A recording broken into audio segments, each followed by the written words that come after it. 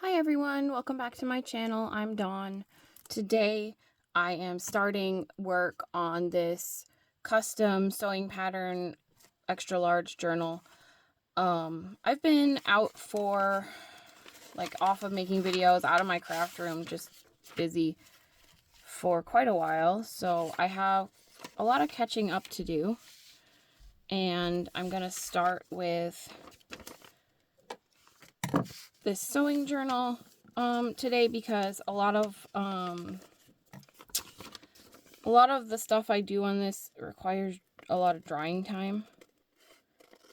So I'm decoupaging the cover, or whatever you want to call that. And so that's gonna have to just sit and dry, and then I'm gonna have to come back and then do the next step. So for now, I'm focusing on starting this journal so I can set it aside to dry. I have a lot of other projects I have to work on.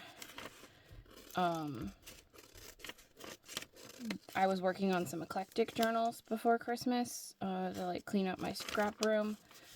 Those are still sitting there because I got distracted by craft vent. I mean, I wouldn't really say distracted. It's just, Christmas comes around and then you have all this extra stuff going on. Okay, I am just trimming this to fit the cover, and I'm saving all the pieces I trim off because I'll use them as parts of pockets and tucks and stuff that I make later on. So what I'm basically going to just do is glue. This is the book I'm using. The inside is just plain white. I actually need to, and it's easier before I get going, I actually need to just trim this, I think. So I've already pulled the signature pages, everything out. Actually, that's probably fine. It's not peeling back, so I'll probably just tape it down later. Trim the corners a little bit. I've already pulled the pages out. I think I used the pages in here for some pack or something. I'm not sure. I just had this cover in my to be turned into a journal pile. So I don't have a lot of details on this book. These papers are the ones I will be using, pieces of these packs, to make the journal later. So I'm just going to set those to the side. Yeah, so I'm just going to start by putting this on the cover, and then I'm just going to leave this to dry. So that's why I'm starting here today, because this is just the first step in making this journal. So I have these pieces. I have this is the whole pattern, and this is the instruction books. I'm just going to set that aside as well. I'll come back and turn those into pages. But right now, I'm basically just going to, look at that patina. I love that so much. I'm basically just going to attach this to the cover and sort of talk about where I'm at with my projects. So I have this custom sewing journal project that I'm working on. I have my eclectic journals to finish, and I have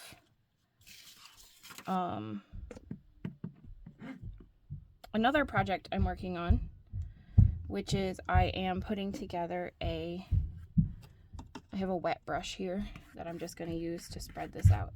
I'm putting together a collaboration. I'm going to host the collaboration, so I'm pretty excited about that. I haven't really done something like that before.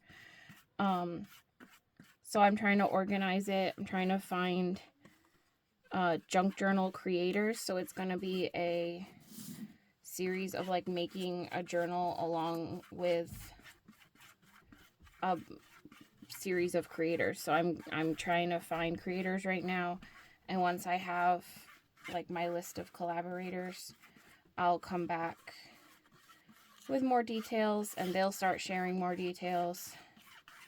So that's in the works. This is my first normal day back in my craft room. I've been working on projects here and there, but most of it's been like Christmas present related, and my kids are finally back like on their schedule. My son started school again yesterday, and then the nanny came today for the first day since before Christmas.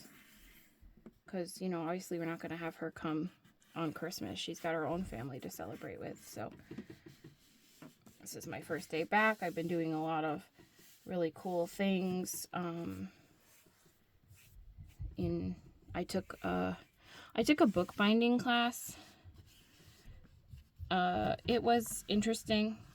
I was kind of hoping to pick up on some like skills maybe that I didn't have, or some information that I hadn't really had before, but I'm not sure that the person teaching the class really knew all that much more than I did. But it was fun. I met some new friends. I'm just gonna wipe this down. This is like a damp cloth, but it's gonna lift up a little bit of the grime. So yeah, it was a fun class to take for sure, but I'm not sure it was the most useful for me personally. But I made some new friends, so that was good. Well, I went to the class with a friend, and then we made a new friend while we were there. And that was really cool, so that made it worth it. I always love making crafty friends. Oop, sorry, I didn't mean to bump the camera. I have this really long brush. I love making new crafty friends. It can be kind of hard, since most of my like interaction with crafty people is online. It can sometimes be hard to make local friends that I can go to local events with. So meeting people sort of naturally is really cool. So that was definitely worth it to go to that class, even if I'm not sure I like actually learned much. But it was a super low cost class that was through like a local museum. So I had nothing to lose going to it. So I have no complaints. And I had a lot of fun there. Okay, so I put glue down and put this over it, and now I'm putting another layer of glue on top of it to fully adhere it to the book cover. And this is pretty much going to be it. I'm trying to keep all my brush strokes in like a nice smooth one direction, because you will be able to see some of the brush strokes when it dries, and so if I do it in a nice like smooth clean way, then I don't mind the way that it looks. And then what's going to happen is when this is dry, well, first of all, I'm going to use tissue paper to do the back, which I guess I could probably do that right now. I might do that now. And then once the tissue paper is on the back, and I'm going to put a border around here with the tissue paper as well, I'm going to use a sealing varnish that I have from other crafting. I would not recommend getting something that intense for just this. You could definitely use like a Mod Podge or something, but that's just what I own already, so I'm using it. Alright, so I can either piece together, okay, for the back, or I can find like a nice big piece that's already too big and then just trim it down. And I think that's what I want to do. Like that piece is almost perfect. So I'll just trim that a little bit and then use it. I do want it to kind of overlap and go onto the inside a little bit, so I don't mind if it's too big. And then later, I'll grab scraps and put it around the edge, but I don't want to do that right now because I want to make sure that... Alright, so the writing, I don't want the writing to be upside down, but I do want the whole book to be upside down and the writing to be lined up with the book, because that way I can work on it easier. All right, so I'm just using like this white school glue, and that was probably way too much glue because my cover was blocked up, so I wasn't able to pour it through the spout, but that's fine. I'm just using a regular white school glue to cover this whole cover with some wet glue. You can use a lot of different things for this. It's just like your basic decoupage technique. I have some white glue and I don't have Mod Podge, and I don't like Mod Podge. I think it comes out too sticky. So I'm using what I have. This one's from Dollar Tree. It's cheap. I like that about it. And when it comes down to it, like, school glue is school glue. You know, it's not anything fancy, and it doesn't have to be anything fancy. So for this journal, I'm going to do the cover, and then I'll probably trim down my pages after, or off the camera, because it's going to be bigger pages, and honestly, like, trimming down pages and selecting pages is kind of my favorite part of making a journal, and it's a little bit harder to do that and just enjoy my favorite part of making journals if I'm on camera trying to talk. So I usually just do that part off camera because that makes me happier. Okay, so I have to make sure the writing on here is upside down because the book is upside down. Trying to make as few wrinkles as possible, but some of the, like, some little wrinkles add to it, so I'm not too worried about it, especially where there's like already a crease from just where it was in the bag, or if it's torn or cut. This is a pretty good piece that just generally is pretty smooth. So that's going to be the back cover. I'm just using my bone folder to smooth it down because I'm noticing it's leaving fingerprints, and I don't really want that, so I'm trying not to leave fingerprints. Then I'm going to put down some more glue. Try not to clump it all in one place this time, and then I'm just going to cover the whole thing. And then that's where I'll have to leave it for today because I can't like flip it over and do the edges while this is drying without messing it up. So that will just be the part 1 video of this journal series, and I think I'm going to be juggling like 3 or 4 journals at a time right now, and plus some other projects I'm working on.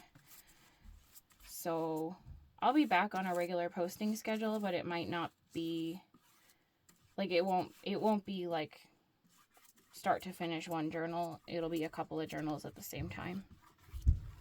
Because I do have to finish my eclectic journals, and this kind of journal takes a long time to dry between steps at the beginning.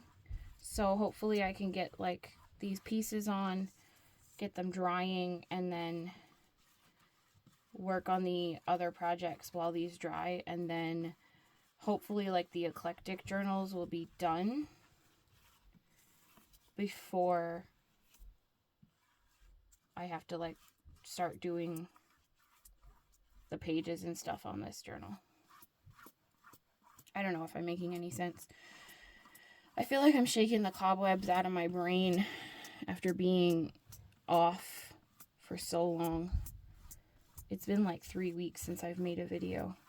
I pre-filmed a lot of the stuff that came out at the end of December, and now I'm just trying to figure out how to film videos and talk like a human again. Okay, so I have these 2 pieces down. This is where I'm going to stop. I'm not worried about the spine because I will be putting a piece of fabric along the spine. Yeah, that's where I'm going to stop for today and let this dry. Just a quick video, but I wanted to take you guys along with the process of making one of these and show as much as I can show. I don't do any of my sewing on camera because I just don't have the setup for that. And So I'll just be, you know, coming back and describing sort of what I've been doing. So I'm going to just grab my stapler because it's about the right size and just put it under here to make sure that none of the edges here glue down to my paper. That's that for today. Thank you for watching. I hope you come back for the next part of my extra large sewing journal. And I hope you come back to watch me wrap up some of my other projects as well. Thank you all for watching, and I hope you have a wonderful day. Bye now.